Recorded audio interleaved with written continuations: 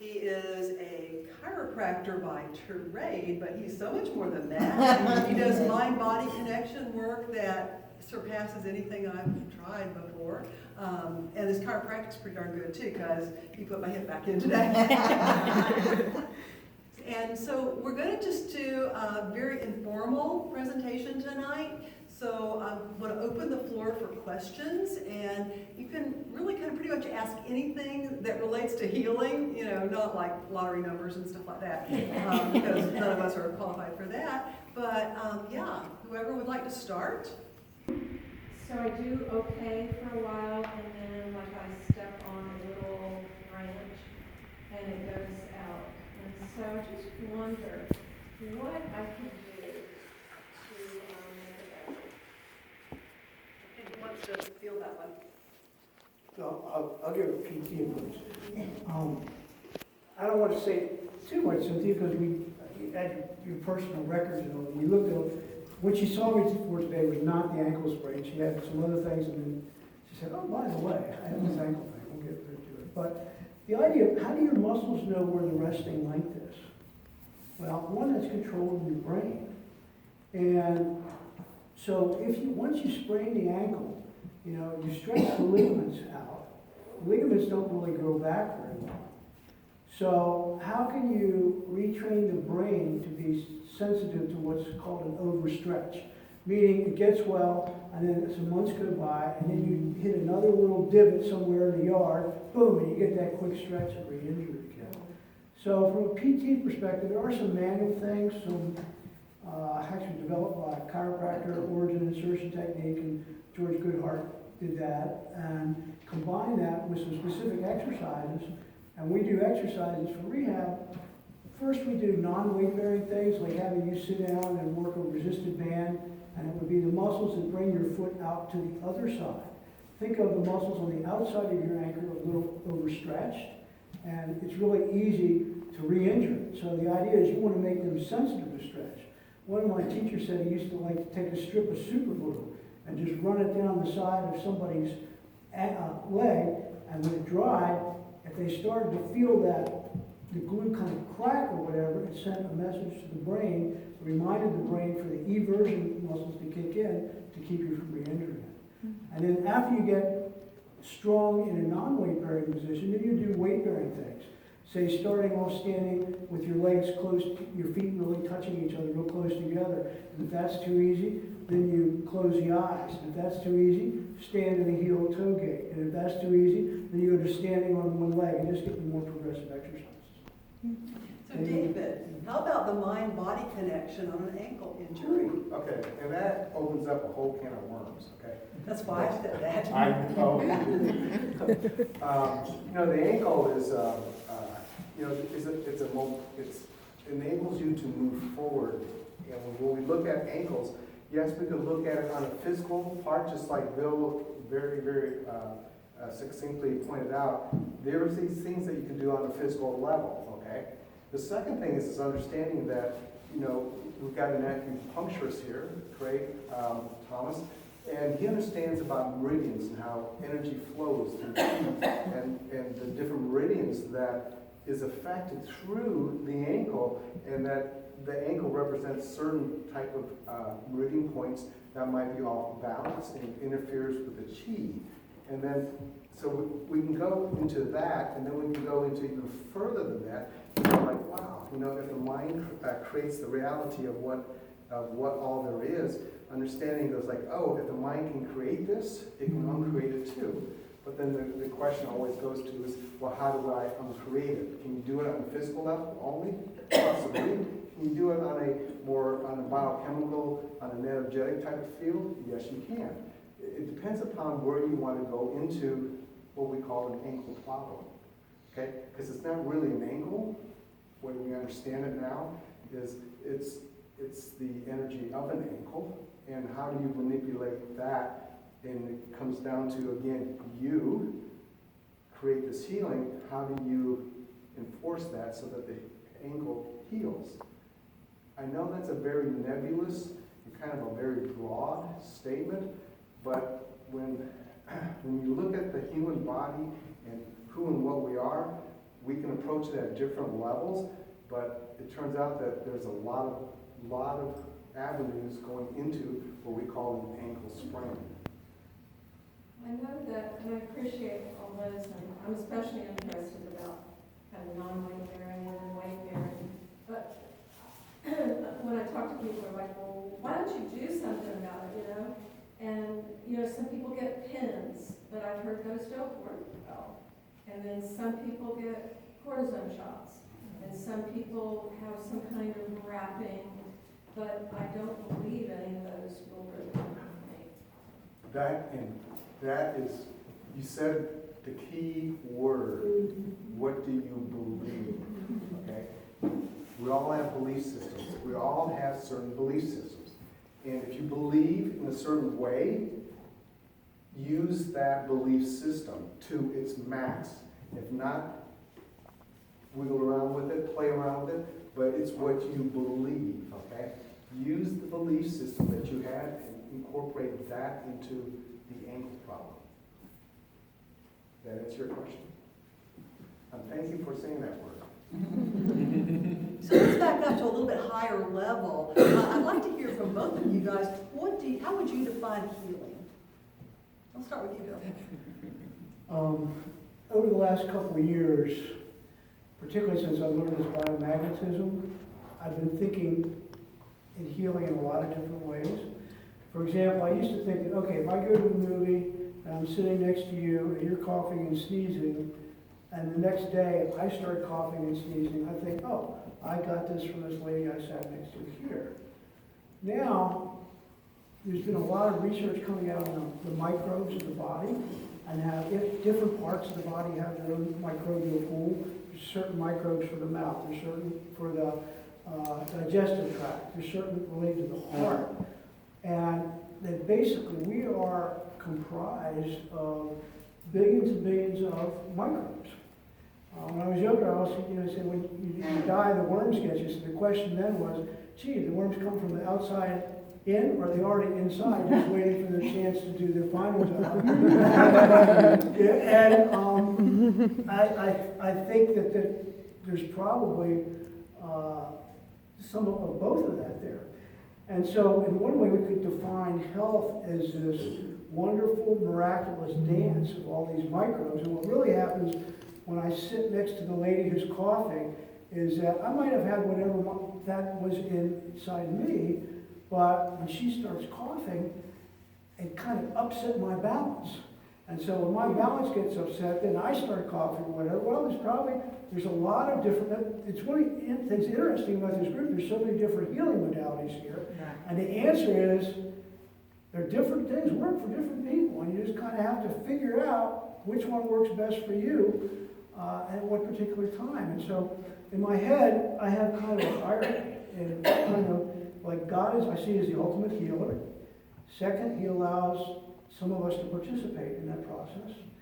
3, everybody is different. And I've seen that so many times. 4, emotions are really important, because a lot of times things look like they're physical, but when you get through a few layers, there's been some type of terrible emotional trauma, or perceived terrible emotional trauma, lowers the immune system, and the immune system gets out, then this whole dance of microbes gets, interfered with. Probably the next thing is there's some things that are good for your immune system, some things that are bad. Now, for most people, chocolate brownies are bad for the immune system. For mine, that's my ultimate food system. Sugar is probably one of the big things that's trouble for the immune system. The good and healthy fats are things that are great for the immune system. And then there's some things that people just have their own allergies to for different levels. And so there's this constant balance. I think a sensible exercise program for, quote, whatever decade in life you're in is a good thing. It doesn't mean there may be a few 70-year-olds that can do marathons and carry on like that and that would be good for the immune system. But for most of us, we're just glad we're still walking, So I think that's kind of, I like to think of it as a hierarchy and this balance and give and take it all the time. So So let me see if I understood that properly. Yeah. So you were doing just fine until I started coughing. Yeah. And when I started coughing, your microbes heard when I was coughing and they went, oh my gosh, we can cough too. Or I just got an extra dose. Some of my most interesting biomagnetic patients have been people who fly a lot. And you think about that, you're on this can in the sky, depending on how many hours, 2, 4, going to Europe, 10, 15 hours. And if your immune system's down a little bit, and you're getting all these different microbes from all these other folks, you know, you can pick up some stuff. Okay, David, healing. Okay, healing, and Bill and I are very similar in our process. Healing is a wonderful balance, the dance between the physicality, between the biochemistry, between the mind and emotion and your higher self. And for healing to occur, there has to be a wonderful dance between all of these levels. And healing occurs when, to be very, very healthy, is when you have this beautiful balance of physicality, when your biochemistry is humming like it's supposed to, and when your mind and emotions are in sync with each other, and then it's all conjoined with this higher self, whatever you deemed it to be. And this is this wonderful dance between the lower aspect of physicality and that higher aspect of self. And when that flows, I'll use chi, ki, prana, vital energy, all that kind of stuff. When that flows, you're healthy. That's how I would define it. Okay, very good. So I think all of us are partakers of some form of health care. Where do you guys see health care going? Bill? You work in a traditional. Well, yeah, I work in a very traditional setting. I'm kind of scared about the whole thing. I mean, if I was once told that in China, the doctors got paid as long as people were healthy, and when they got sick, they quit getting paid. And I think that there's a lot of benefit, you know, in that kind of thinking. I had a case not too long ago. One of the modalities I've trained in is something called frequency-specific microcurrent. And this was resurrected by a chiropractor named Carolyn McMakin. It was really big, 1900 to 1930. The AMA got taken over basically by the pharmaceutical people. Kind of said, if you're a doc and you don't do pharmaceuticals, you don't get your license. And when I got out of PT school in 1980, TENS was first coming in. There were TENS things going all over.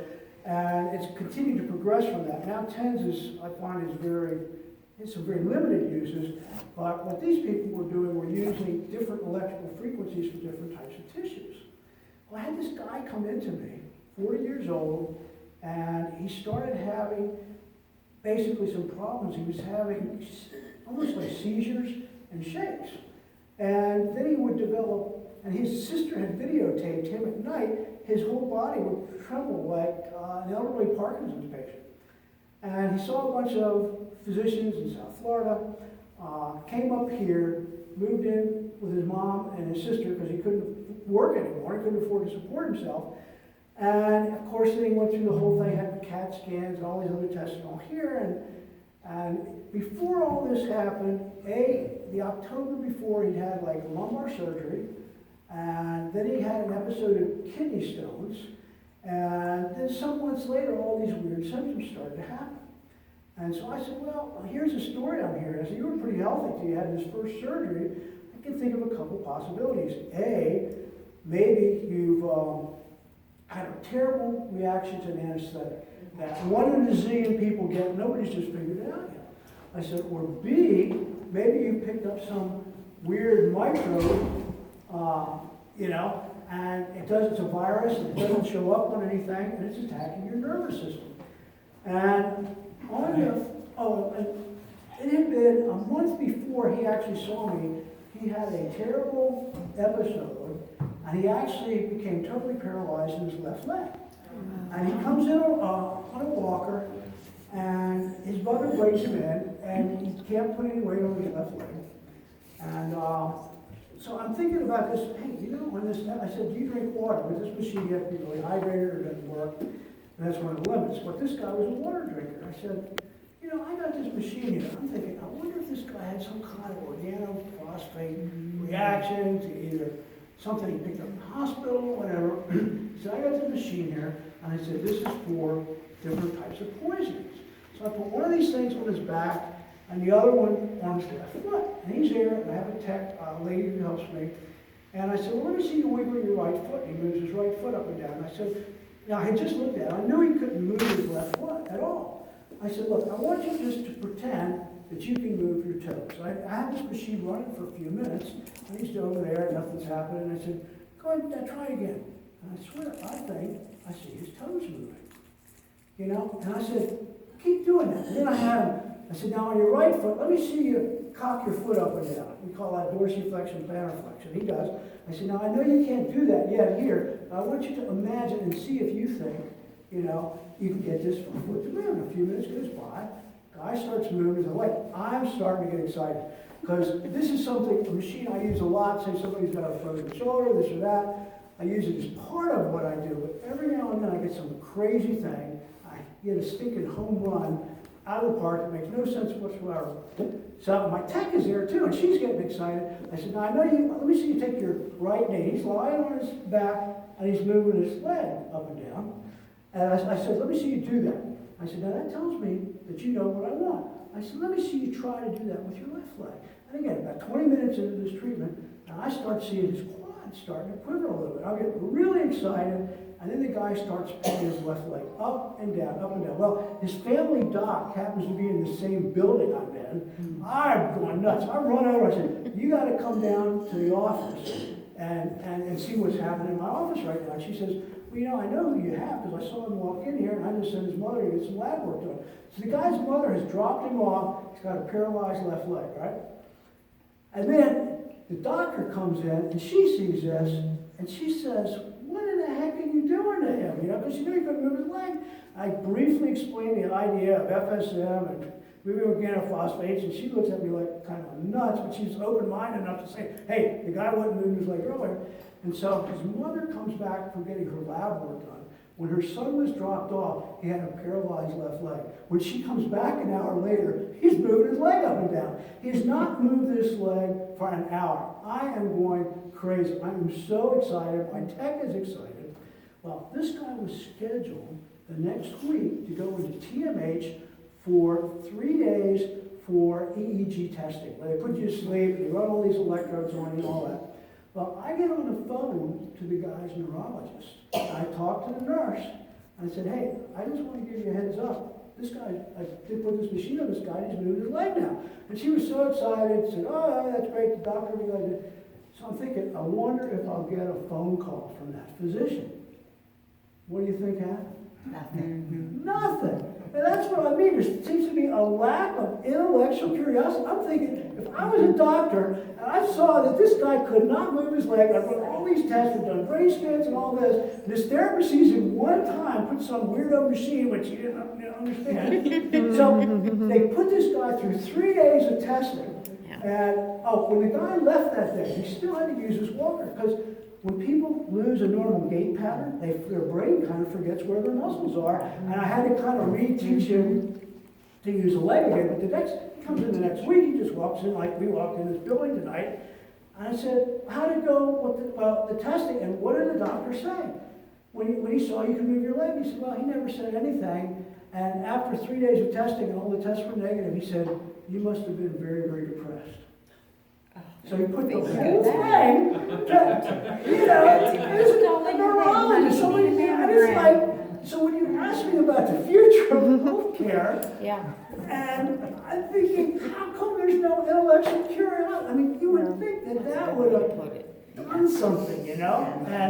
And that's kind of one of the things that drives me. I seem to have this curiosity, like, I may not remember a lot of people who I've helped, but the ones who get away, I think about it at night sometimes. What did I miss? Or, is that? And so, anyway, so that's a concern. If you were going to ask me what's the #1 problem in American healthcare, for too many people, it's a job, it's not a passion, and there's no intellectual curiosity. Amen, You know? amen. And that idea of becoming a practitioner, because it brings you joy to help people and to see something happen, and if this goes bad tonight, it's all Lisa's fault. Yeah, but I got her back. I got your back. We had Henry, Caleb, and David all on, and people could ask some questions.